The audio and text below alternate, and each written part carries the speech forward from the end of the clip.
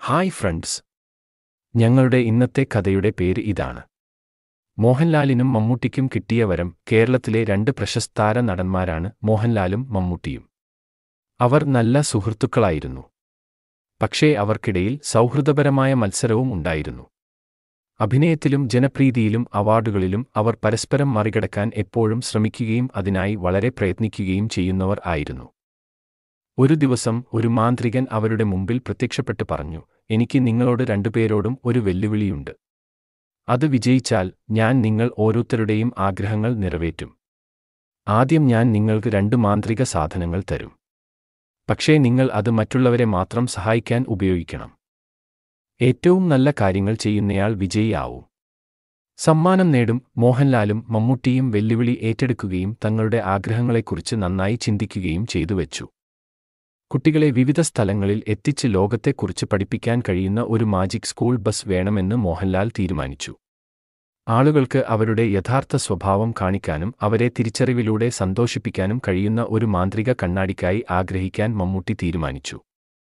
മാന്ത്രികൻ അവരുടെ ആഗ്രഹങ്ങൾ അനുവദിച്ചുകൊണ്ട് പറഞ്ഞു, നിങ്ങളുടെ സമ്മാനങ്ങൾ ഉപയോഗിക്കാൻ നിങ്ങൾക്ക് ഒരാഴ്ചയുണ്ട്. ഞാൻ തിരികെ വന്ന് നിങ്ങളുടെ ഫലങ്ങൾ വിലയിരുത്തും. ശരി. മോഹൻലാലും മമ്മൂട്ടിയും അവരുടെ വഴികളിൽ പോയി അവരുടെ സമ്മാനങ്ങൾ ഉപയോഗിക്കാൻ തുടങ്ങി. മോഹൻലാൽ തന്റെ മാജിക് സ്കൂൾ ബസിൽ എല്ലാം ചുറ്റിപ്പടിക്കാൻ ആഗ്രഹിക്കുന്ന കുട്ടികളെ കൂട്ടിക്കൊണ്ടുപോയി. കാട്, കടൽത്തീരം, മ്യൂസിയം, ബഹിരാകാശം എന്നിങ്ങനെ വിവിധ സ്ഥലങ്ങളിലേക്ക് അവരെ കൊണ്ടുപോയി. പ്രകൃതി, സംസ്കാരം, ചരിത്രം, ശാസ്ത്രം എന്നിവയെക്കുറിച്ച് അദ്ദേഹം അവരെ പഠിപ്പിച്ചു. കുട്ടികൾ ഒരുപാട് ആസ്വദിക്കുകയും ഒരുപാട് കാര്യങ്ങൾ പഠിക്കുകയും ചെയ്തു. മമ്മൂട്ടി തന്റെ മാന്ത്രിക കണ്ണാടി തന്റെ വീട്ടിൽ തൂക്കി അസന്തുഷ്ടരോ അരക്ഷിതരോ ആയ ആളുകളെ വന്നു കാണാൻ ക്ഷണിച്ചു. കണ്ണാടി അവരുടെ യഥാർത്ഥ സ്വഭാവം കാണിക്കുമെന്നും അവരെ സന്തോഷിപ്പിക്കുമെന്നും അദ്ദേഹം അവരോട് പറഞ്ഞു. ആളുകൾ കണ്ണാടിയിൽ നോക്കി അവരുടെ എല്ലാ കുറവുകളും ശക്തികളും അതിന്റെ ഉള്ളിൽ തന്നെ കണ്ടു. തങ്ങൾ സുന്ദരന്മാരും അതുല്യരാണെന്നും അവർക്ക് ലജ്ജിക്കാൻ ഒന്നുമില്ലെന്നും അവർ മനസ്സിലാക്കി. അവർക്ക് സന്തോഷവും ആത്മവിശ്വാസവും തോന്നി. ഒരാഴ്ചയ്ക്ക് ശേഷം ഫെയറി ഗോഡ് മദർ തിരിച്ചെത്തി. മോഹൻലാലിനോടും മമ്മൂട്ടിയോടും അവരുടെ ഫലം കാണിക്കാൻ ആവശ്യപ്പെട്ടു. രണ്ടുപേരും ഒരുപാട് നന്മകൾ ചെയ്തും പലരെയും സന്തോഷിപ്പിച്ചതും അയാൾ കണ്ടു. അയാൾക്ക് വളരെ മതിപ്പുളവാക്കി. നിങ്ങൾ രണ്ടുപേരും വളരെ നന്നായി ചെയ്തു. നിങ്ങൾ നിങ്ങളുടെ സമ്മാനങ്ങൾ വിവേകത്തോടെയും ഉദാരമായും ഉപയോഗിച്ചു. നിങ്ങൾ ദയയും സർഗ്ഗാത്മകതയും അനുകമ്പയും പ്രകടിപ്പിച്ചു. നിങ്ങൾ രണ്ടുപേരും എന്റെ കണ്ണിൽ വിജയികളാണ്. തുടർന്ന് അവൾ പ്രത്യേക സമ്മാനം വെളിപ്പെടുത്തി, ലോകത്തിലെ ഏറ്റവും മികച്ച നന്മയുള്ളവർ എന്ന സുവർണ ട്രോഫി. അയാൾ പറഞ്ഞു, ഈ ട്രോഫി നിങ്ങൾ രണ്ടുപേർക്കും വേണ്ടിയുള്ളതാണ്. നിങ്ങൾക്ക് ഇത് പങ്കിടാം, നിങ്ങളുടെ സൗഹൃദം ആഘോഷിക്കാം. നിങ്ങൾ മികച്ച നടന്മാർ മാത്രമല്ല, മികച്ച മനുഷ്യർ കൂടിയാണെന്ന് നിങ്ങൾ തെളിയിച്ചു. മോഹൻലാലും മമ്മൂട്ടിയും ആഹ്ലാദഭരിതരായി പരസ്പരം കെട്ടിപ്പിടിച്ചു. അവർ ഫെയറി ഗോഡിന് നന്ദി പറഞ്ഞു ട്രോഫി ഏറ്റുവാങ്ങി. പരസ്പരം മത്സരിക്കേണ്ടതില്ല, മറിച്ച് പരസ്പരം പിന്തുണയ്ക്കുകയും അഭിനന്ദിക്കുകയും ചെയ്യണമെന്ന് അവർ മനസ്സിലാക്കി. അവർ കൂടുതൽ നല്ല സുഹൃത്തുക്കളായി മാറി. അവരുടെ അഭിനയത്തിലൂടെ ആളുകളെ രസിപ്പിക്കുകയും പ്രചോദിപ്പിക്കുന്നതും തുടർന്നു. മത്സരത്തേക്കാൾ സൗഹൃദമാണ് പ്രധാനം. മറ്റുള്ളവരെ സഹായിക്കുന്നത് പ്രതിഫലദായകമാണ് എന്നതാണ് കഥയുടെ ധാർമ്മികത. നിങ്ങൾ കഥ ആസ്വദിച്ചുവെന്ന് കരുതുന്നു. നമുക്ക് അടുത്ത സ്റ്റോറിയിലേക്ക് പോകാം. ഇതുപോലെയുള്ള കൂടുതൽ വീഡിയോകൾക്കായി സബ്സ്ക്രൈബ് ബട്ടൺ അമർത്തുക. കൂടാതെ ലൈക്ക് ബട്ടൺ അമർത്തി ഈ വീഡിയോ ഇപ്പോൾ തന്നെ നിങ്ങളുടെ സുഹൃത്തുക്കൾക്ക് ഷെയർ ചെയ്ത് ആസ്വദിക്കൂ. ഹായ് ഫ്രണ്ട്സ്, ഞങ്ങളുടെ ഇന്നത്തെ കഥ ഇതാ. രാജും ഒരു ചീറ്റപ്പുലിയും. രാജ് ഓടാൻ ഇഷ്ടപ്പെട്ട ഒരു ആൺകുട്ടിയായിരുന്നു. സ്കൂളിലെ ആരെയും വെല്ലുന്ന വേഗത്തിലായിരുന്നു അവൻ ഓടാറുള്ളത്. അവൻ തന്റെ വേഗതയിൽ അഭിമാനിക്കുകയും സുഹൃത്തുക്കളോട് പലപ്പോഴും അതിനെക്കുറിച്ച് പറഞ്ഞു സ്വയം മറ്റുള്ളവരെ പുച്ഛിക്കുകയും ചെയ്യുമായിരുന്നു. ഒരു ദിവസം അവൻ കുടുംബത്തോടൊപ്പം ഒരു സഫാരിക്ക് പോകാൻ തീരുമാനിച്ചു. അവിടെ ധാരാളം വന്യമൃഗങ്ങളെ കണ്ടു. അതിൽ അവന് കൂടുതൽ ആകർഷണം തോന്നിയത് ചീറ്റപ്പുലികളോടായിരുന്നു. ലോകത്തിലെ ഏറ്റവും വേഗതയേറിയ കരമൃഗങ്ങളാണിവയെന്ന് അവൻ മനസ്സിലാക്കി. ഓട്ടമത്സരത്തിൽ അവയെ തോൽപ്പിക്കാൻ കഴിയുമോ എന്ന് അവൻ ഒന്ന് ചിന്തിച്ചു. അവൻ തന്റെ ജീപ്പിൽ നിന്ന് ഒളിച്ചോടി ഒരു ചീറ്റപ്പുലിയെ വെല്ലുവിളിക്കാൻ തീരുമാനിച്ചു. ഒരു മരത്തിന്റെ ചുവട്ടിൽ വിശ്രമിക്കുന്ന ഒന്നിനെ കണ്ടു. അവൻ അലറി, ഏയ് ചീറ്റേ, നിനക്ക് എന്നോട് മത്സരിക്കാനുള്ള കഴിവുണ്ടോ? നിന്നെക്കാൾ വേഗത്തിൽ ഓടാൻ എനിക്ക് കഴിയുമെന്ന് ഞാൻ വാതുവയ്ക്കുന്നു. ചീറ്റ അവനെ നോക്കി ഒന്ന് പുഞ്ചിരിച്ചു. പുലി പറഞ്ഞു, തീർച്ചയായും കുട്ടി, ഞാൻ നിന്നോട് മത്സരിക്കാം. എന്നാൽ ഞാൻ നിങ്ങൾക്ക് മുന്നറിയിപ്പ് നൽകട്ടെ. ഞാൻ എളുപ്പമുള്ള ഒരു എതിരാളിയല്ല. നിങ്ങൾ തോറ്റാൽ നിങ്ങൾ അതിന് ഒരു വില നൽകേണ്ടിവരും. രാജ് ഒട്ടും പേടിച്ചില്ല. അവൻ പറഞ്ഞു, പുലി, പറഞ്ഞോളൂ. ഞാൻ വിജയിക്കാൻ തയ്യാറാണ് വന്നിരിക്കുന്നത്. എന്താണ് വില? നീ തോറ്റാൽ നീ എന്റെ ഇന്നത്തെ അത്താഴമായി സ്വയം വരണം. ഞാൻ നിന്നെ തിന്നേണ്ടിവരും എന്ന് ചീറ്റ പറഞ്ഞു. രാജ് ഞെട്ടി.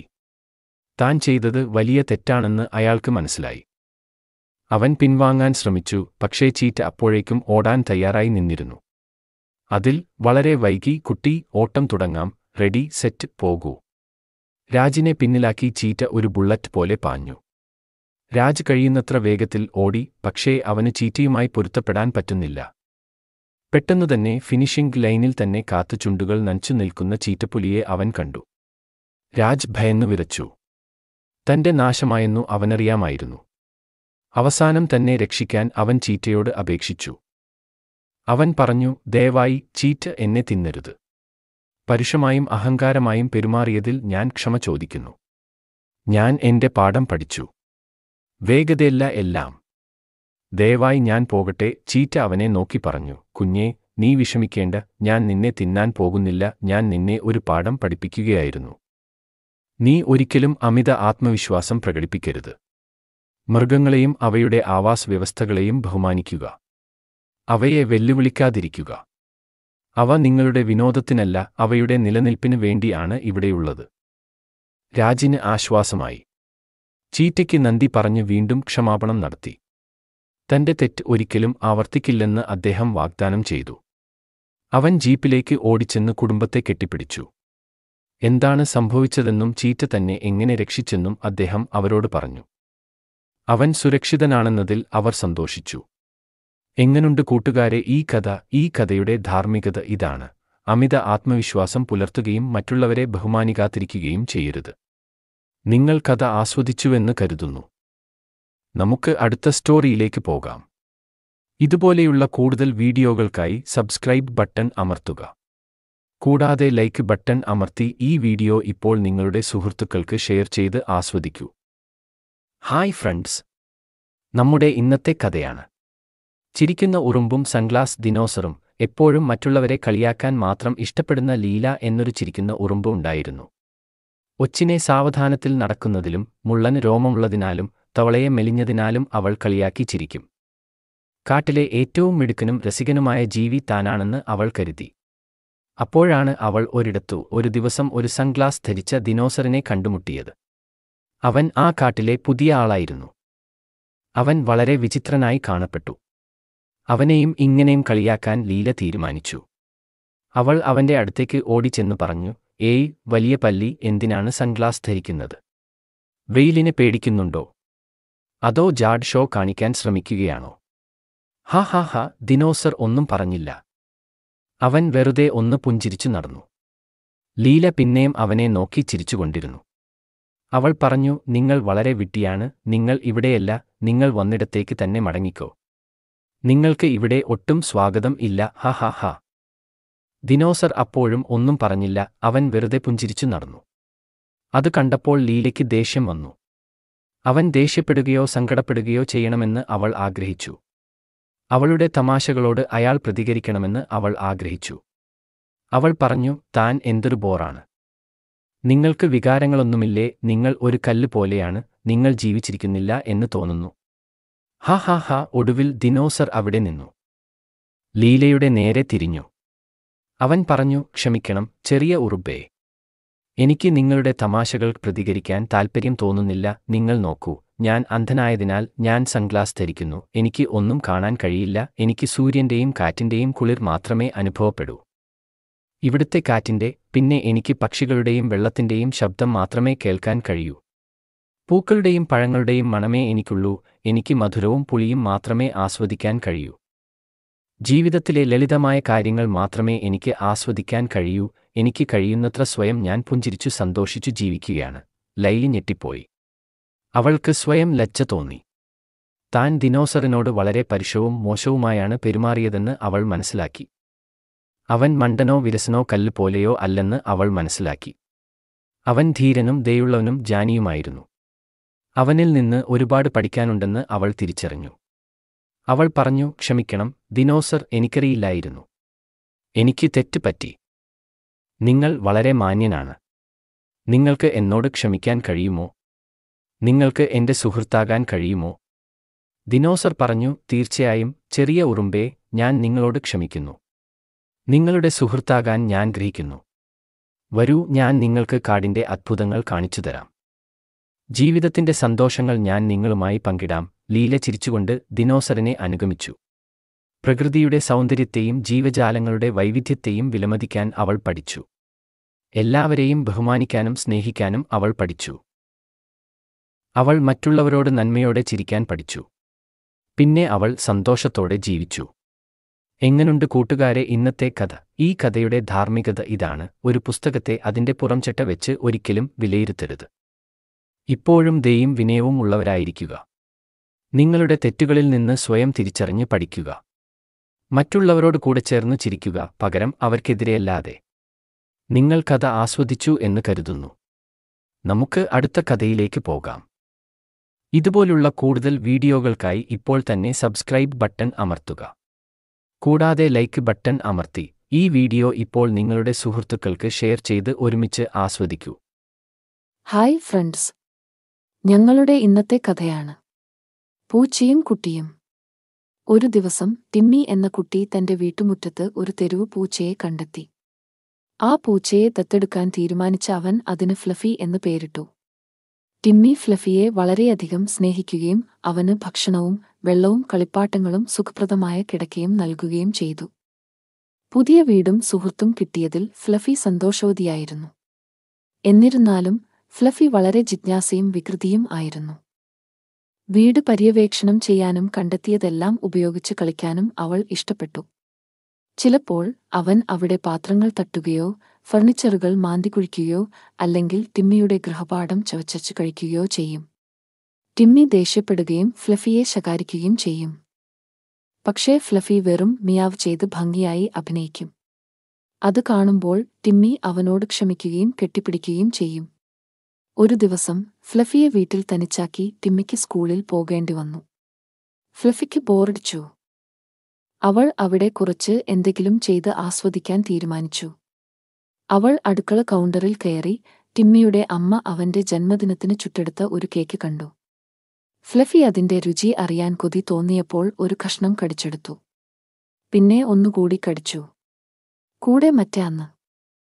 താമസിയാതെ കേക്ക് മുഴുവൻ തീർന്നുപോയി. ഫ്ലഫിക്ക് വലിയ വയറു വീർത്തു വന്നു.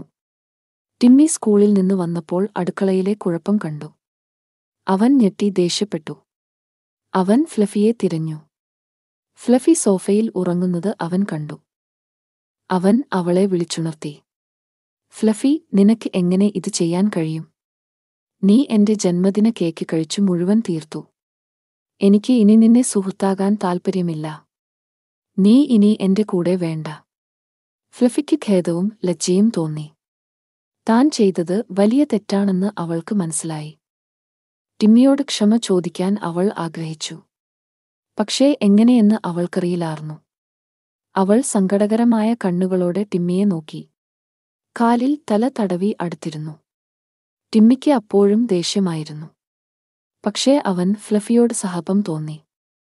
തന്നെ വേദനിപ്പിക്കാൻ ഫ്ലഫി ഉദ്ദേശിച്ചിട്ടില്ലെന്ന് അവനറിയാമായിരുന്നു. അവർ ഒരുമിച്ചുള്ള എല്ലാ നല്ല സമയങ്ങളും അവൻ ഓർത്തു. അവൻ ഫ്ലഫിയോട് ക്ഷമിക്കാൻ തീരുമാനിച്ചു. അവളെ കെട്ടിപ്പിടിച്ചു.